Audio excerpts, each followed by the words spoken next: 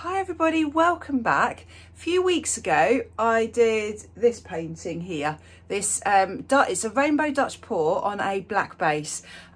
Loved it instantly, had such a beautiful composition with the rainbow, really happy with it.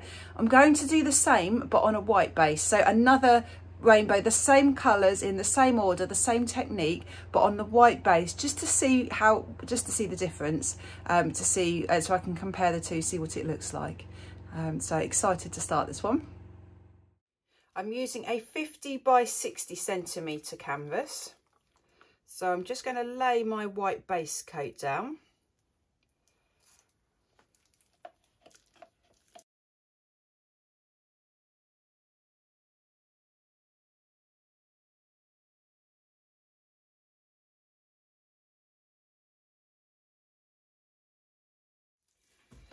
So I've got my rainbow of colours lined up here. I'm not sure, it might be out of shot. I'm not sure if you'll be able to see it or not. So I'm going to do, as I did with the last one, I'm going to just map it out. So I'm going to put some green in the centre because that's the central colour of the rainbow. I'm going to put the colours in a sort of S shape, I think. So it will be slightly different from before. So I'm just going to put a little spot just to mark it out to start with, I think.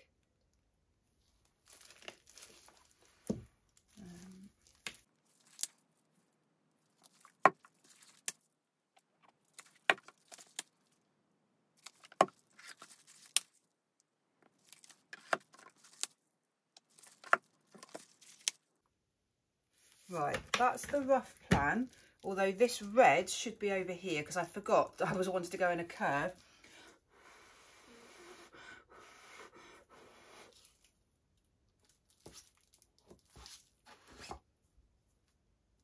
Right, so that's my rough plan. So I'm now just going to fill the gaps, and I'm going to do some line. I'm going to pour the paint on more in lines next.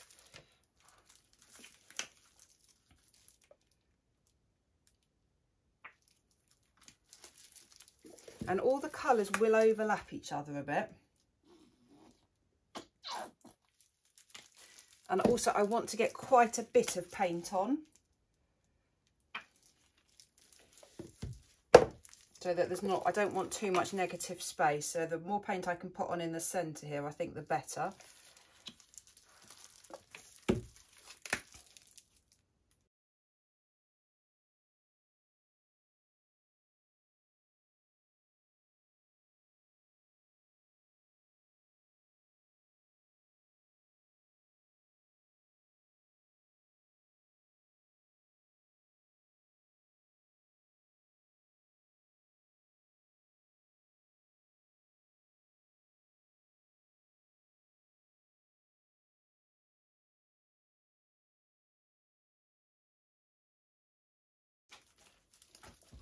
Right, that is a lot of paint now. That is, yeah, lots.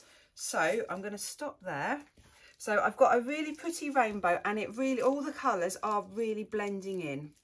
The only colour I haven't got is a dark purple, and I just find that this dark purple just creates the most massive cells, and I don't really want that.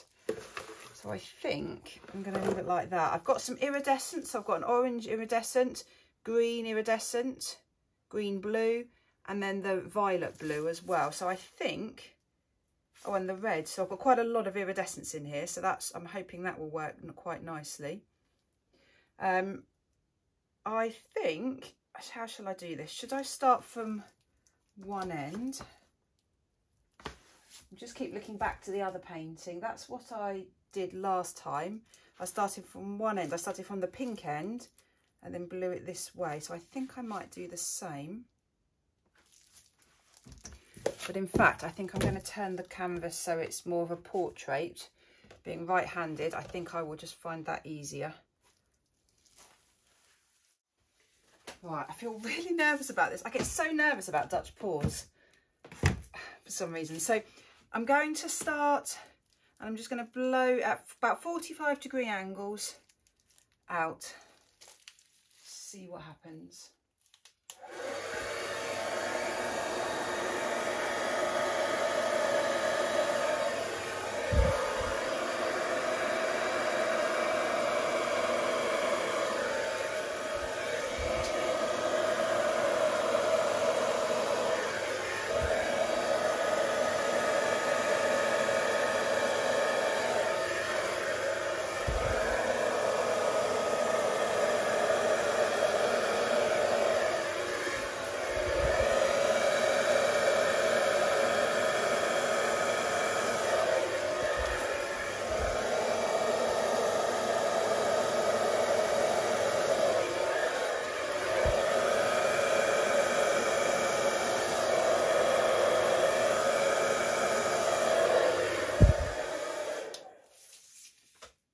Right, it's really pretty. The cells are amazing. What I find so incredible is you blow this out and all you see is white with a bit of colour around the outside.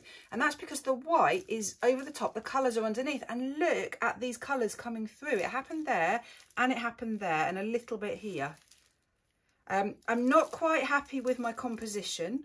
I want to work on the edges, but this is really good start. I'm really happy with this to work with. The cells are beautiful. I just don't like the edges at the moment, so I'm just going to blow around a little bit more.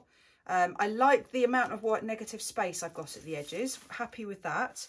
Not happy having a white corner here. In fact, I'm just going to put a little bit more paint on there, I think, just to blow that corner over. That doesn't work at all, that corner.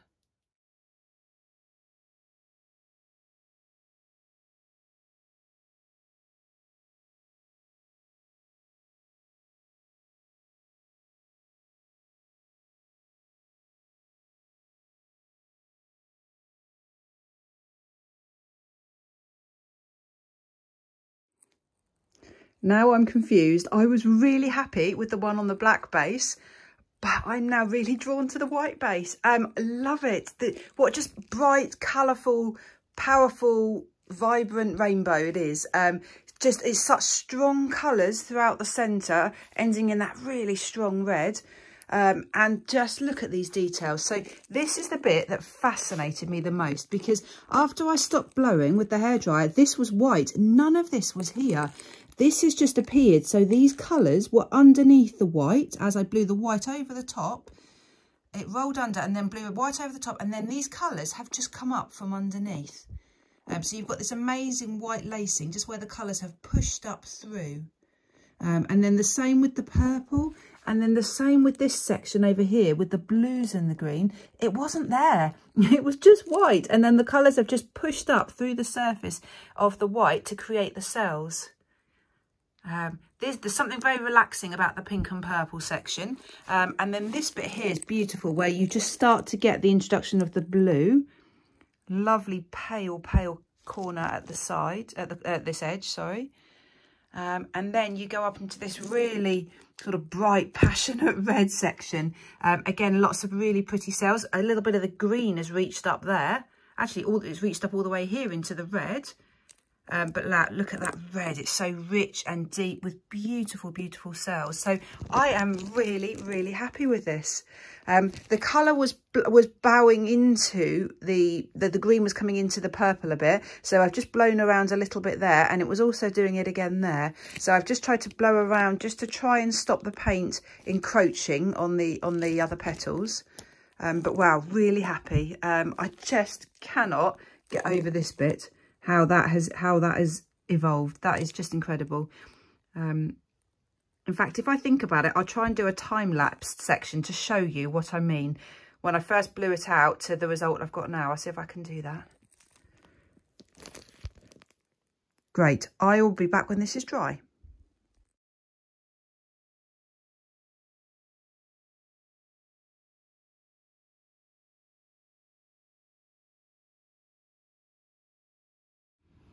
So it's dried really, really well. I'm so happy with it. It's just so bright and vibrant.